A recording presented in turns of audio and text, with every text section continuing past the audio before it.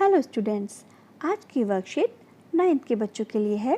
Subject science, worksheet number 34 और जो कि डेट 21 सितंबर 2020 के लिए है। तो चलिए शुरू करते हैं। देखिए, आज का टॉपिक है मोशन, वेलोसिटी टाइम रिलेशन और फर्स्ट इक्वेशन ऑफ मोशन। देखिए, इसमें जिज्ञासा दीदी से ज्ञान पूछता है। जिज्ञासा दीदी, what are equations of motion and how can we derive them by graphical method? कि ये क्या होती हैं और हम इन्हें ग्राफ की मदद से कैसे निकाल सकते हैं। तो चलिए बच्चों, आगे समझने से पहले हम कुछ कॉन्सेप्ट को अच्छे से समझ लेते हैं और ये कॉन्सेप्ट जानने बहुत ज़रूरी है क्योंकि इनके बिना हम इन इक्वेशंस को नहीं समझ सकते। अगर कोई ऑब्जेक्ट पॉइंट ए से चलकर पॉइंट बी पर पहुंचता है तो देखिए हमें कुछ चीज़ें मिलती हैं। वो क्या है? फर्स्ट है कि ऑब्जेक्ट ने कितना डिस्टेंस कवर किया, उसके बाद इस डिस्टेंस को कवर करने में उसे कितना टाइम लगा, जिसे हम टी से रिप्रेजेंट करते हैं। थर्ड है कि अगर ऑब्जेक्ट ने ए से चलना स्टार्ट किया है, जहाँ पर कि जो उसकी इनिशियल वेलोसिटी है वो u है, और जब वो b पर पहुँचता है तो उसकी जो वेलोसिटी है वो चेंज हो जाती है और वो v हो जाती है, जिसको हम फाइनल वेलोसिटी कहते हैं। तो अब देखिए, अगर इनिशियल वेलोसिटी u और फाइनल वेलोसिटी v ये दोनों जब सेम नहीं होते तो हम कहते हैं कि उसमें एक्सेलरेशन है, यानी कि एक फिक्स टाइम में उसकी जो वेलोसिटी है उसमें जो चेंज हुआ है, चेंज इन वेलोसिटी, वो क्या है? एक्सेलरेशन कहलाता है और इसको हम ए से रिप्रेजेंट करते हैं। तो देखिए बच्चों, इन्हीं के बेस पर ये तीन जो इक्वेशंस हैं इसकी निकाली गई हैं। फर्स्ट है वेलोसिटी टाइम रिलेशन, सेकंड है टाइम और पोजीशन रिलेशन के बीच में, थर्ड है वेलोसिटी पोजीशन रिलेशन। तो ये है first v equal to you plus A t. दूसरा है, जैसे हमने बताया, टाइम और पोजीशन रिलेशन है, यानी s equal to U T plus half A T square.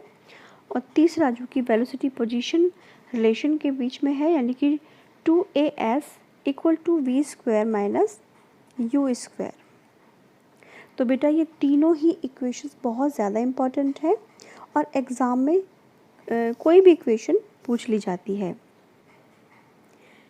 देखिए, हम एक बार फिर से समझ लेते हैं कि इन इक्वेशंस में जो u है वो क्या है? Initial velocity of an object, और जो v है वो है final velocity of an object. a है uniform acceleration, s is distance covered and t is time taken.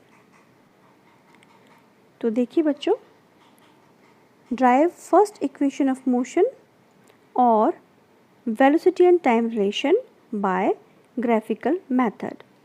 यानी जो फर्स्ट इक्वेशन ऑफ मोशन है, जो हमने भी बताया था कि v is equal to you plus A T, जिसको हम वेलोसिटी टाइम रिलेशन भी कहते हैं, इसको हम ग्राफ की मदद से निकालना सीखेंगे। फर्स्ट है observe a velocity time graph of a uniformly accelerating object where u is not equal to 0. From this graph you can see that initial velocity of an object is u at a point of A, and then it increases to v at point B in time t. The velocity changes at a uniform rate A. देखिए students, यहाँ पर दो axis दिखाए गए हैं, ये और ये है एक्स एक्सिस और ये है वाई एक्सिस। एक्स एक्सिस पर टाइम दिखाया गया है, जबकि वाई एक्सिस पर v यानी वेलोसिटी दिखाई गई है। अब यहाँ पर बताया है इन्होंने कि अगर कोई ऑब्जेक्ट a है, a पोजीशन पर है, ठीक है, या हम कहेंगे कि उसकी जो वेलोसिटी है, इनिशियल वेलोसिटी कितनी है, वो यहाँ पर u है, जो कि 0 नहीं है। क्यों? क्योंकि अगर ये 0 होती तो वो यहाँ से चलना स्टार्ट करता, ठीक है। तो यहाँ से यहाँ तक वो जो चला है, तो इसका मतलब है कि उसके पास कुछ वेलोसिटी है। लेकिन हमें जो अभी निकालना है वो कहाँ से निकालना है कि वो ए पॉइंट पर है अभी, जहाँ u वेलोसिटी है, इनिशियल वेलोसिटी, और वो यहाँ से बी पॉइंट पर पहुँचता है, जहाँ पर पहुँचने के बाद उसकी जो वेलोसिटी होती है, फाइनल वेलोसिटी, वो v होती है। तो बच्चों हमें निकालना क्या है, यहाँ पर हमें निकालना है चेंज इन वेलोसिटी, यानी कि v माइनस u। ये कितना होगा? हमें यहाँ पर u पता है, यहाँ पर v पता है। अगर हम ये वाला डिस्टेंस पूरा निकाल लें और उसमें से फिर ये वाला जो डिस्टेंस है वो माइनस कर दें, तो ये डिस्टेंस निकल जाएगा, और यही है v माइनस u। तो देखिए सेकंड पॉइंट में इन्होंने क्या बताया है कि draw perpendicular line BC and BE from point B on the x axis. ठीक है, ये देखिए ये है BC जो कि परपेंडिकुलर डाला है इन्होंने x एक्सिस पर, ठीक है, और BE यानी कि ये जो कि y एक्सिस पर है, ठीक है। अब है थर्ड है कि draw AD parallel to OC, ठीक है। अब AD ये वाली लाइन जो कि OC के पैरेलल है, इसको ड्रॉ किया हमने। Here initial velocity is OA, जो इनिशियल वेलोसिटी थी वो क्या थी, ये वाला डिस्टेंस यानी OA। अब देखिए यहाँ पर क्या क्या हमें मिल गया है, इनिशियल वेलोसिटी OA जो यहाँ पर है, ठीक है, और फाइनल वेलोसिटी BC जो कि यहाँ से लेकर के यहाँ तक है। उसके बाद है टाइम ट्रेवल OC, यहाँ से लेकर के यहाँ तक ये। अब आप ग्राफ में देख सकते हो कि BD equal to BC minus OA, because OA equal to CD, और BC equal to BD plus OA, ये भी हम मान सकते हैं। BC equal to BD plus OA, ठीक है। Replacing BC equal to V, हम रिप्लेस कर सकते हैं क्योंकि हमें BC की वैल्यू पता है तो हमने यहाँ पे V रख दिया। उसके बाद है OA इक्वल टू U, क्योंकि OA की जो वैल्यू है वो U है। अब क्योंकि हमें BD की वैल्यू नहीं पता और यही हमें निकालनी है, तो हम BD को एक साइड रख लेंगे और हम लिख सकते हैं ये वाली इक्वेशन में, देखिए BD equal to V minus U। तो अब आगे देखिए बच्चों कि we know acceleration is change in velocity upon time, ये जिसको हम कह सकते हैं कि क्योंकि चेंज इन वेलोसिटी हमें पता है v माइनस यू होता है, और ये हमने फर्स्ट इक्वेशन से ले लिया कि that is equal to BD, और टाइम टेकन है AD जो कि हम ग्राफ में देख सकते हैं। तो अगर अब हम इनकी वैल्यूज़ रख लें तो होगा A is equal to BD upon T, या हम लिख सकते हैं कि BD is equal to AT। अब आप यहाँ पर एक चीज़ नोट करेंगे कि इसकी फर्स्ट इक्वेशन हम देखें, ये है जो हमें मिल गई है कि BD is equal to V minus U, and second is BD is equal to AT। यहाँ दोनों जगह BD की वैल्यू दी गई है, एक जगह ये है और दूसरी जगह ये है, तो ये दोनों ही इक्वल हैं।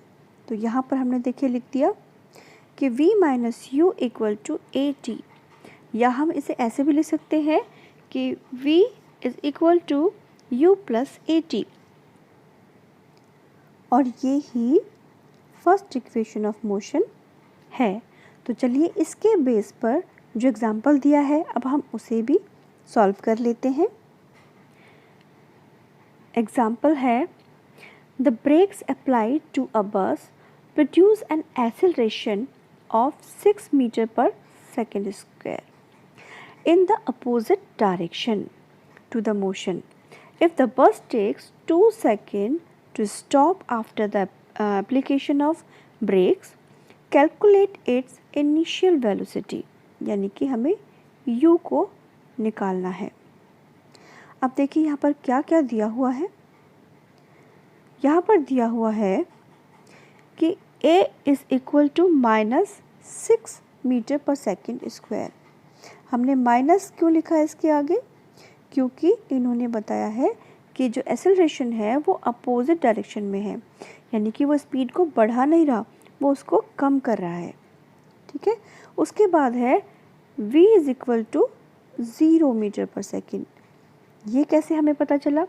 क्योंकि ब्रेक लगने के बाद जो बस है वो स्टॉप हो गई है, तो उस पोजीशन में वेलोसिटी कितनी होगी? 0।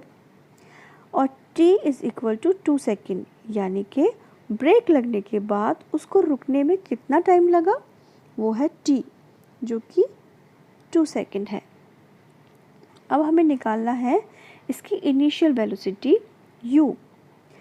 इनिशियल वेलोसिटी u यानी कि जिस स्पीड से वो पहले चल रही थी। तो देखिए हम इसको निकाल सकते हैं बड़े ही आराम से। जो फर्स्ट इक्वेशन है मोशन की, ये वाली v is equal to you plus A T, इसमें रख के तो चलिए सबसे पहले हम इक्वेशन को लिख लेते हैं। v is equal to you plus A T. अब हमें जिसकी वैल्यू पता है हम वो लिखते जाएंगे। v की वैल्यू थी 0, u हमको निकालना है, a की वैल्यू कितनी है? -6 और t की वैल्यू कितनी है? 2। अब इसे आगे सॉल्व करो। u, अब जब ब्रैकेट खुलेगा तो कितना हो जाएगा? -6 की मल्टीप्लाई होगी 2 से, तो ये हो जाएगा 12। अब हमें अगर u की वैल्यू निकालनी है तो क्या होगा कि ये जो 12 है वो इस साइड आ जाएगा, और इसका जो ये माइनस का जो साइन है ये क्या हो जाएगा? प्लस। ठीक है, तो ये कैसा बन जाएगा? देखिए ये हो जाएगा u is equal to 12 plus 0, या हम इसको लिख सकते हैं u is equal to 12 metre पर सेकेंड। ये इसका आंसर होगा। अब हम इसके क्वेश्चंस डिस्कस करेंगे।